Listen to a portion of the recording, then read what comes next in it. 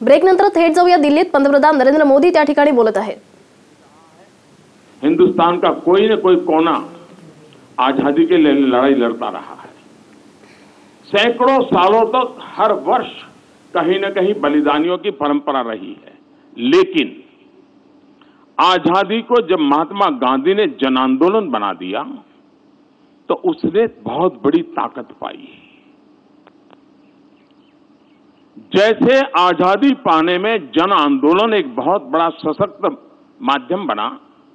कोई रेंटियां काटता है तो आजादी के लिए, कोई प्रौढ़ शिक्षा करता है तो आजादी के लिए, कोई सफाई करता है तो आजादी के लिए, कोई शिक्षक का नाम काम करता है आजादी के लिए, कोई खादी के कपड़े पहनता है. गांधी जी ने उसको बहुत बड़ा एक व्यापक रूप दे दिया था. भारत को भी विकास के लिए विकास को जन आंदोलन बनाना. और एक सफल प्रयोग आप देख सकते हैं, स्वच्छता. हमारे देश में पहले हम गंदगी की चर्चा करते थे. गंदगी के विषय में हर बार खबरें भी आती थी, बातें भी आते थे, सब होता था. लेकिन पिछले 5 साल में स्वच्छता की चर्चा हो रही है. इसका मतलब ये नहीं कि गंदगी खत्म हो गई थी, लेकिन स्वच्छता की चर्चा करते करते हमने गंदगी को एड्रेस किया. यानी पॉजिटिव थिंकिंग को बढ़ाते बढ़ाते नेगेटिविटी को खत्म किया. और इसमें मुझे देश के सभी मीडिया हाउस की मदद मिली. मैं आज उनका आभार व्यक्त करना चाहता हूं. देश की युवा पीढ़ी की मदद मिली और वो जन आंदोलन बन गया. स्वच्छता के लिए कोई सरकार अपने खाते में सफलता का दावा नहीं कर सकती है. जन आंदोलन बना. जब जन आंदोलन बनता है तो कितनी बड़ी सफलता मिलती है. और इसलिए हम विकास को जन आंदोलन बनाने की दिशा में केंद्रस्थ विचार लेकर के चलना चाहते हैं. ये भी सही है कि आखिरकार गरीबी से लड़ना है तो 50 साल के सारे प्रयोगों ने बताया है कि दिल्ली के एयर कंडीशन में बैठे हुए लोग गरीबी को परास्त नहीं कर सकते हैं. हम लोग भी एयर कंडीशन कमरों में बैठते हैं, इसलिए मैं कोई किसी और के लिए नहीं कह रहा हूं. गरीब ही गरीबी को परास्त कर सकता है, यह हमारा मंत्र है. और इसलिए एम्पावरमेंट ऑफ पुअर. अब जब हम गरीब को घर देते हैं तो उसकी आवश्यकता पूरी होती है, नए एस्पिरेशंस जगते हैं और वो उसके लिए सोचता है अब घर मिला है तो कर्टेन के लिए थोड़े पैसे बचाओ. वो सोचता है मेहमान आएंगे तो 2 चेयर के लिए पैसे बचाओ. उसका दिमाग बदलना शुरू हो जाता है. चीजें मैं छोटी बता रहा हूं, लेकिन मैं धरती का इंसान हूं, इसलिए बदलाव को बड़ी बारीकी से देख पाता हूं. और इसलिए empowerment of citizen and particularly empowerment of poor, इसके लिए हमने बल दिया है. दूसरा, हमारे देश में एक सोच बनाई दी गई कि भाई जनता को कुछ भी दो कम पड़ता है, जनता को कुछ भी दो कम पड़ता है. ये मैं समझता हूं कि देशवासियों का अपमान है. हमारा देश ऐसा नहीं है जी. एक बार लाल किले से मैंने कहा था कि जो संभव हो अपनी गैस सब्सिडी क्यों नहीं छोड़ते हैं. और मेरा देश गर्व के साथ कह सकता है 1.25 करोड़ से ज्यादा परिवारों ने गैस सब्सिडी छोड़ दी. हमने रेलवे के रिजर्वेशन के फॉर्म में लिखा था कि आप सीनियर सिटीजन हैं, आप रेलवे यात्रा में कुछ भी पाने के हकदार हैं, सब्सिडी पाने के हकदार हैं. लेकिन अगर आपकी आर्थिक स्थिति ऐसी है कि जरूरत नहीं है तो आप इसको छोड़ सके तो अच्छा होगा. छोटा सा वाक्य उस रिजर्वेशन फॉर्म में लिखा है. आप हैरान हो जाएंगे, मेरे देश के 50 लाख से ज्यादा सीनियर सिटीजन ने सब्सिडी लेने से मना कर दिया और पूरी टिकट से ट्रैवलिंग किया. देश के अंदर ये जो ताकत है, हम उसको एड्रेस करना चाहते हैं. हम इसको बल देना चाहते हैं. हम नागरिक पे भरोसा करना चाहते हैं. हम नागरिक के ये जो, क्योंकि हम ही देश बड़ा बनाना चाहते नहीं है, हिंदुस्तान के 130 करोड़ लोग भी देश को बड़ा बनाना चाहते हैं. और इसलिए हमने हमारी सारी योजनाओं में नागरिकों की शक्ति है, उस शक्ति को हमारे विकास का आधार मानने का ये इस पत्र में हमारे कार्यक्रमों की रचना के केंद्र बिंदु में दिखेगा। हमारे देश में भ्रष्टाचार की चर्चा बहुत हुई है। शासकीय व्यवस्था में भ्रष्टाचार को कंट्रोल करने में हमने बहुत सफलता पाई है। Good governance, easy governance, transparent governance, accountable governance, responsible governance, इन सारी बातों को बल देते हुए शासन व्यवस्था में हमने कई रिफॉर्म्स किए हैं। हमने कई अधिकार बहुत नीचे तक हमने दे दिए हैं ताकि अकाउंटेबिलिटी बढ़ रही है। लेकिन टेक्नोलॉजी ने बहुत बड़ी मदद की है ट्रांसपेरेंसी में। चाहे जनधन, आधार, मोबाइल वाला हमारा जैम योजना हो या ई मार्केटिंग का हमारा प्रयास हो, बहुत बड़ा सफलता मिली है। इस चीजों को हम नीचे तक परकोलेट करना चाहते हैं और उसको हम आगे बढ़ाना चाहते हैं।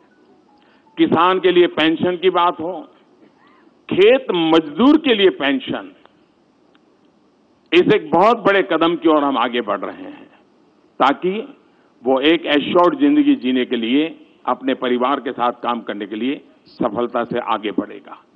ऐसे अनेक विषयों की चर्चा आज यहां पर हमारे साथियों ने की है, लेकिन मैंने पहले ही कहा, सभी क्षेत्रों में जब हम बात कर रहे हैं तब ये हमारा संकल्प पत्र, ये सुशासन पत्र भी है, ये हमारा संकल्प पत्र राष्ट्र की सुरक्षा का पत्र भी है, ये हमारा संकल्प पत्र राष्ट्र की समृद्धि का भी पत्र है।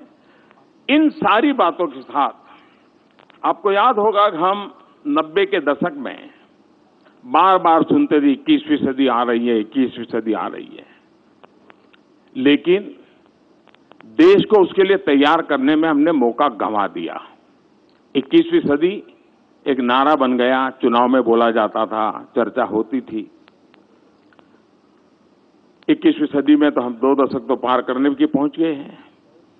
2022 आजादी के 75 साल है और कुछ ऐसे ऐतिहासिक पल होते हैं जो प्रेरणा के लिए बहुत बड़ी ताकत रखते हैं। अगर गांधी 150 तो अपने आप में स्वच्छता के लिए एक प्रेरणा का कारण बन सकते हैं। आजादी के 75 साल प्रेरणा का कारण बन सकते हैं। अब हम सुनते हैं कि 21वीं सदी एशिया की सदी है। अगर 21वीं सदी एशिया की सदी है तो भारत उसको लीड करे या न करे, करना चाहिए कि नहीं कर चाहिए, कर सकते हैं या नहीं कर सकते हैं, हमारा संकल्प पत्र है। हम संकल्प के साथ चलते हैं कि जब हिंदुस्तान की आजादी के 100 साल होंगे, 2047 आजादी के 100 साल हो, तब देश डेवलपिंग कंट्री से डेवलप कंट्री की ऊंचाई को कैसे पार करे। और ऐसी बहुत सी बातें हैं, बहुत सी बातें कह सकते हैं हम, लेकिन मैं 2047 की ओर नहीं ले जा रहा हूं आपको, लेकिन 2047 का जो मजबूत फाउंडेशन है 2019 से 24 में रखना होगा। 2019 के 24 के मजबूत फाउंडेशन के आधार पर ही 2047 आजादी के 100 साल देश और वो हिंदुस्तान के हर नागरिक का सपना बने, एक मास मूवमेंट बने।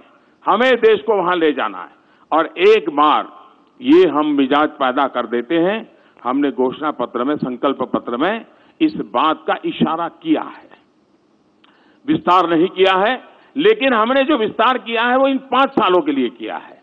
और उसमें हमने 2022 आजादी के 75 साल को देश के सामने हमने अपने आप को कटघरे में खड़े कर करके अकाउंटेबिलिटी के लिए प्रस्तुत किया है। ये अपने आप में एक बहुत बड़ा हमारा निर्णय है और हमने किया है। देश भ्रष्टाचार को सहने को तैयार नहीं है। कानून नियमों की व्यवस्थाएं हो, हमारा अप्रोच हो और हम ईमानदारी को बल देते हुए, ईमानदारी की प्रतिष्ठा को बढ़ाते हुए भ्रष्टाचार से मुक्ति की दिशा में जाना चाहते हैं। हमने देखा होगा कि 19वीं शताब्दी में हमारे देश में जो सामाजिक बुराइयां आई थी, बहुत बड़ी मात्रा में बुराइयों ने समाज को जकड़ लिया था। उस समय के नेतृत्व ने, एक तरफ आजादी का जंग चल रहा था, लेकिन 19वीं शताब्दी में ज्यादातर सामाजिक सुधार के अभियान हुए। बड़ी हिम्मत के साथ हमारे देश के अनेक महापुरुष निकले और उन्होंने किया। आज समय की मांग है कि हमारी खास करके राजनीतिक व्यवस्था में, शासकीय व्यवस्था में जो बुराइयां घर कर गई है, 19वीं शताब्दी में सामाजिक बुराइयों के खिलाफ जिस प्रकार से एक जन चेतना का आंदोलन चला, आने वाले दिनों में इन एक निश्चित फ्रेमवर्क की व्यवस्थाओं के भीतर इस प्रकार की जो बुराइयां घुस गई हैं, उसके खिलाफ कदम भी लेने हैं, नीतियां भी बनानी है, निर्णय भी करने हैं, लेकिन जन सामान्य का दबाव भी बढ़ाना है, एक जन आंदोलन भी करना है, सुधार के संकल्प की ओर जाना है और उस दिशा में भी एक सकारात्मक विचारों को लेकर के हम देश को आगे ले जाने की दिशा प्रयास करते हैं। गांव, गरीब, किसान हमारे इस केंद्र में है।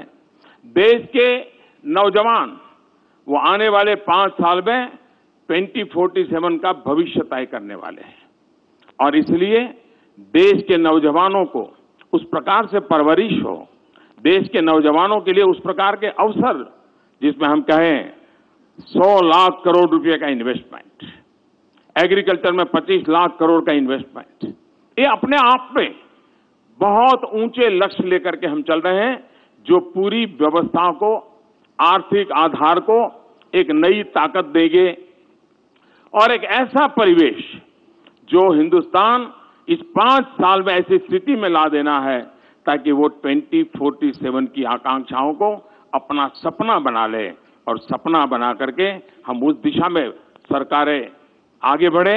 उस बात को लेकर के एक फाउंडेशन का काम भी हम इसके साथ साथ करेंगे।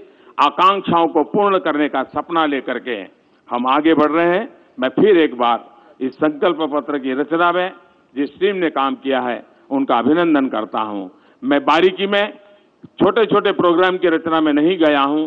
एक मूलतः राष्ट्र को आगे 5 साल में किस दिशा में जाना चाहिए, बैक ऑफ द माइंड मेरे मन में क्या विचार रहते हैं, उसको मैंने अभिव्यक्त करने का प्रयास किया है। मैं फिर एक बार आप सबने जो कुछ भी सहयोग दिया है उसके लिए आपका धन्यवाद करते हुए मेरी वाणी को विराम देता हूं। धन्यवाद।